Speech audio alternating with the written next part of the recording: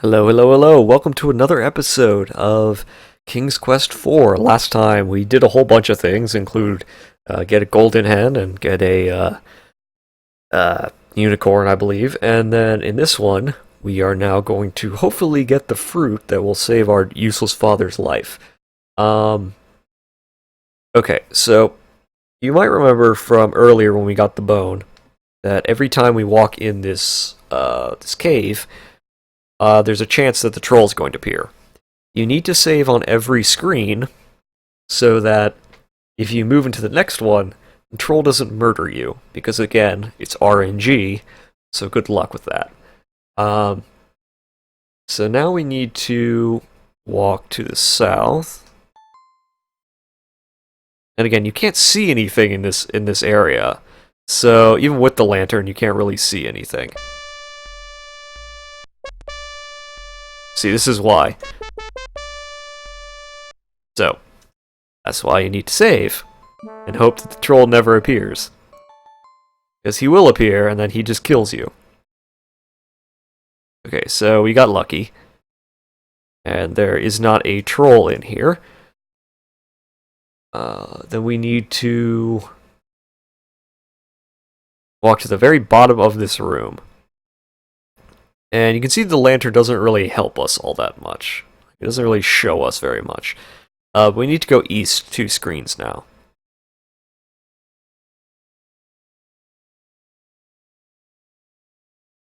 And yes, there is a reason we are doing this. Okay. So now that we've made it here, now we made it without the troll killing us, we need to go over here and... Okay, so this is actually kind of difficult because you see that thing, which is the only thing over here. Okay, so this is kind of a mean trick because in this room there's a chasm, and if you go over it, you will die. This is why we need the board from earlier that seemed kind of useless, like the beginning of the game.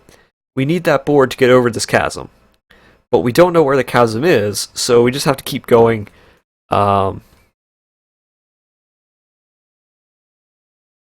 Apparently, apparently we were close enough. So basically, because it doesn't tell you where it is, you just sort of have to put it there. If you're not close enough, it'll tell you, and then you just need to keep moving to the right until you are close enough. Um, so here's the thing. In a dark game, pick up the board. Okay, so we picked up the board again. That's good.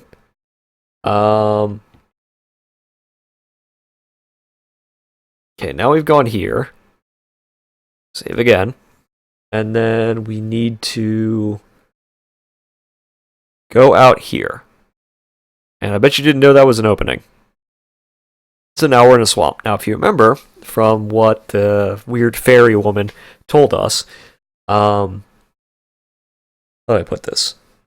Essentially, we need to go through the mountains and then through a swamp, and then after we go through the swamp, we'll end up and find this tree which has this fruit. So we've gone through the mountains now. Now we need to go over here.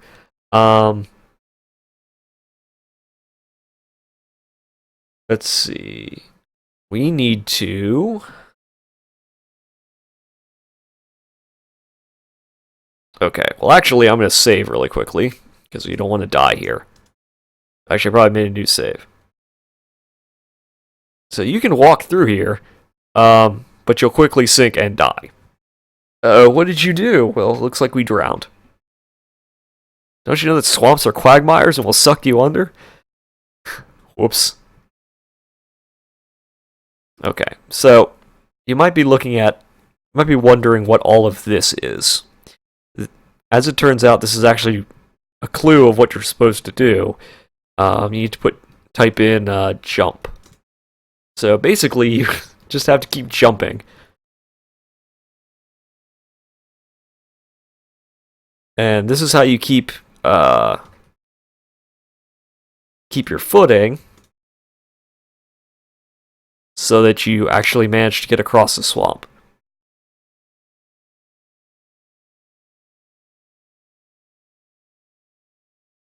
And you see there's a tree over there.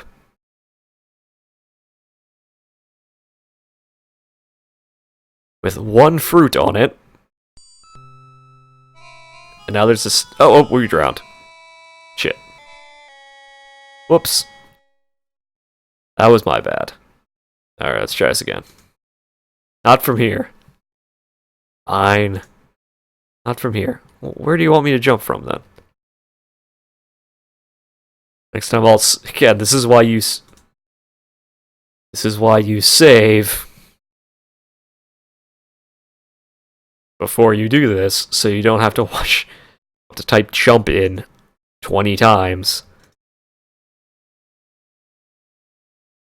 Again, I don't know why on earth they needed to make you do this so many times. But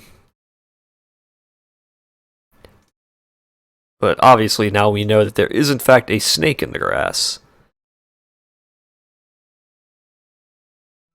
So, let's save. Okay, so now we know there's a snake there. And oh no, there's a snake. What are we going to do? Well, we also need to put the board down. So we need to use the board again. So the snake is obviously protecting us. Let's just see what happens if we just walk across and get bitten by the snake. Or you could drown. That's great. No, don't save. Let's go over to the snake. Oh, got you. Die a painful death of snake poisoning. So the snake just straight up murders you if you get close to it. Whoops. So obviously we don't want to do that. We need to play the flute because that's not stereotypical enough.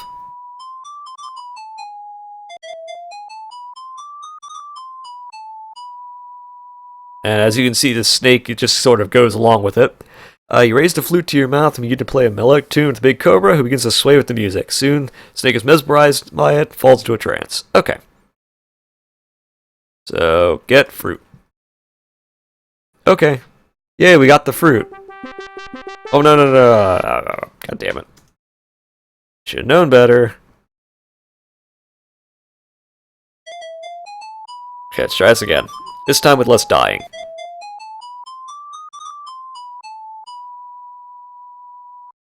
Okay.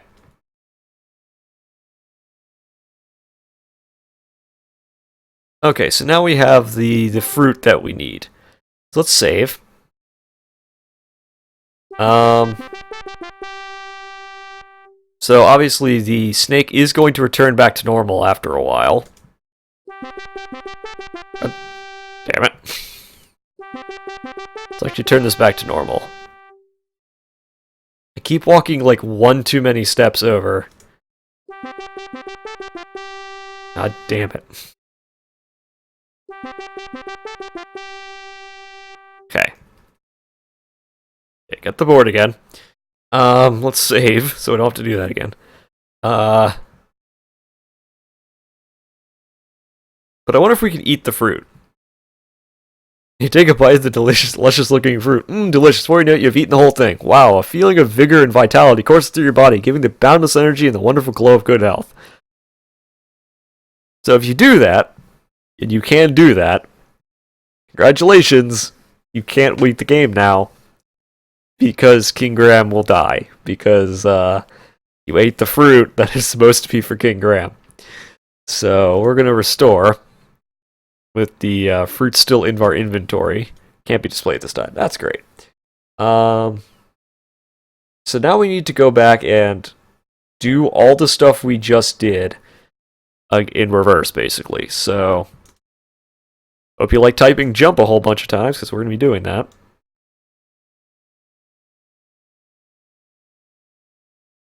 Now, I don't know why there's just, heavy blanket darkness enfolds you. Okay, so...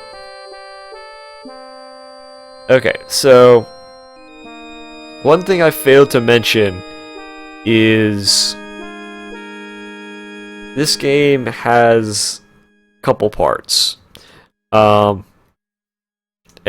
honestly, if you've done everything the way I've done it, you don't really need to worry about it too much. But the reason it has a nighttime is because there's a number of different things you can only do at night. Now we've done that, we're going to save again. So we don't want to do that again. We also need to go in here, so light lantern. It's already lit. Okay, so we need to go back in here. And guess what? We now need to go back through this cave again. So make sure you save in the cave. But let's see. You need to walk south again. And you might remember last time we need to... Not close enough. God damn it.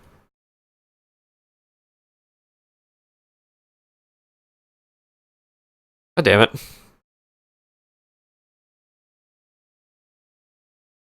God damn it.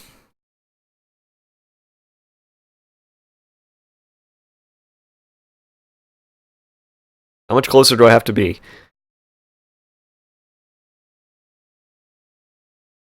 Okay. Take a different approach. Okay, now we got the we got that. We got that taken care of. We're gonna save over that. Where do we need to go now? We need to go west twice. Again, make sure if you if the troll appears, you have to reload. So okay, so we survived. That's good.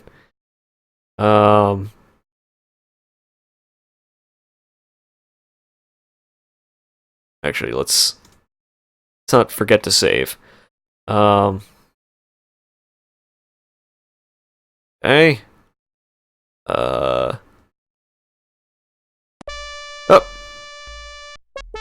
Oh no. We got murdered by the troll. Okay, let's try this again.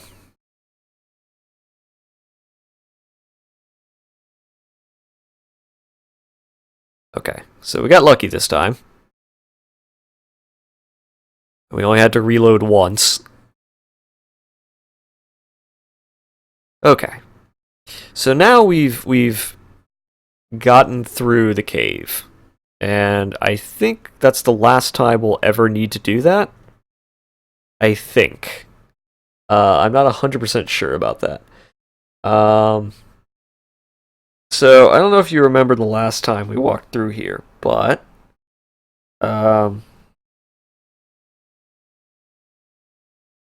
don't know if you remember the last time we went through here, but we needed to go west through the waterfall, and a lot of things are going to be different now that we've done this. So we have a bunch of things we need to do now.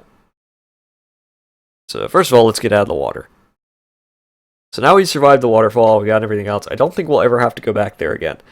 We do need to go north, though.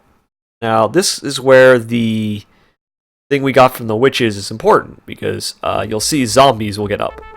Terrifying zombie senses your obsidian scarab, immediately retreats and goes back to whence it came. So, you might remember, we got the scarab from the witches. The scarab protects us from these zombies, which will pop up and then keep attacking us, essentially. We don't have to worry too much with these guys. Okay, so now we need to go...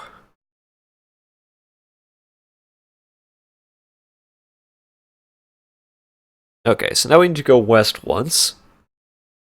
We need to go back to this old house. Now, you remember we went to this house in the very beginning of the game to get the book. So let's go inside. Open door. Now, might imagine this old house is haunted. Because of course it is. Now, the problem is that we sort of... What's that you hear? Why, it's the sound of a crying baby. It's coming from upstairs. So the first ghost is a baby ghost. So we need to go into the parlor, which is this room, or not that room. You need to go to the west. Yes, I know I hear a baby crying. To go into this room, and we need to look at the girl in the portrait. Oops, need to get closer.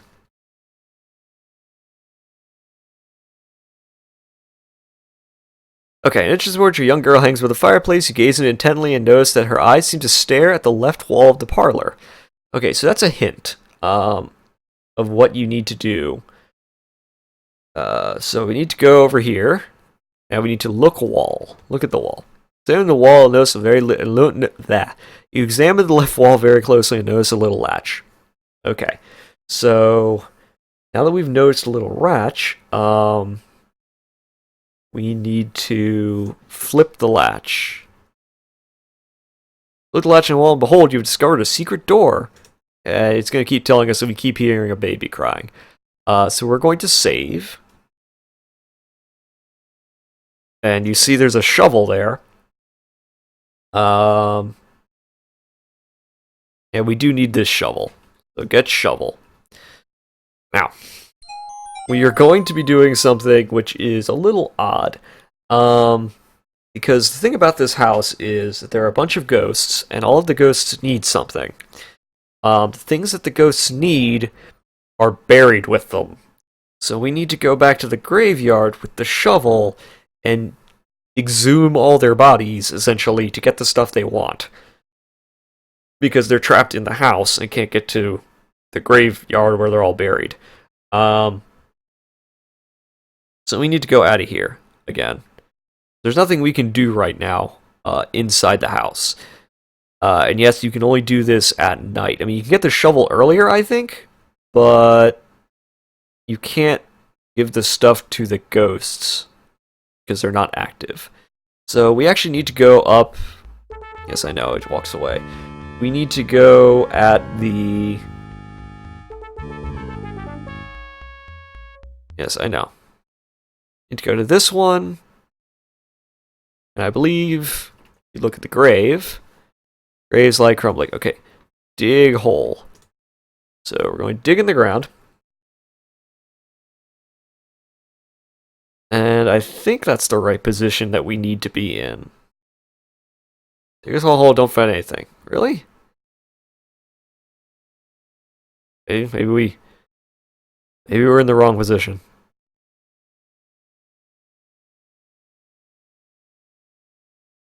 Oh, damn it. So basically the dig.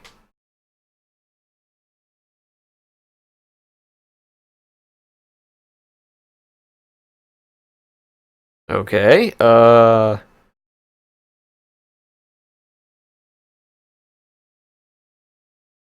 okay. Because this is the grave we're supposed to be digging it in front of. Here's this one. Grave.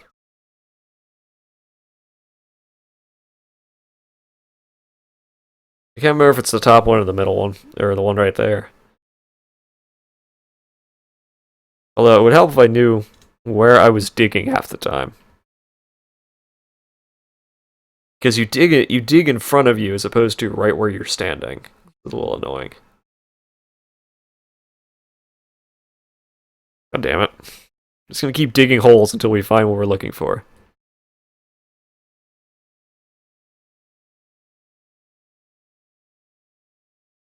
Okay. Oh, you've broken your shovel.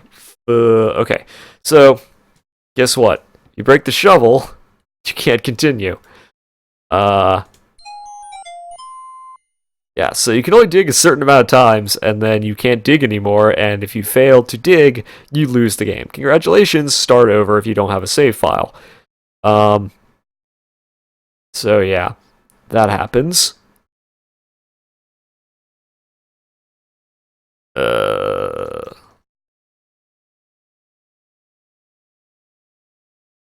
Okay. Yeah, get back in the ground.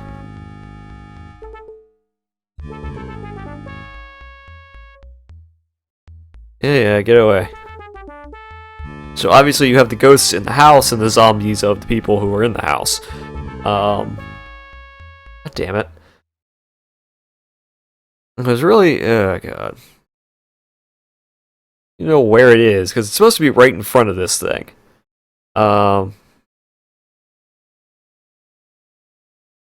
God damn it.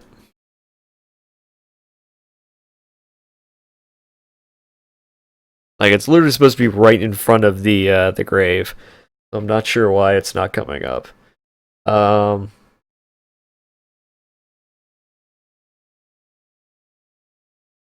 okay. I may cut this and just resume whenever we find the damn rattle. 'Cause that's what we're looking for. We're looking for the baby rattle, which is buried with the dead baby.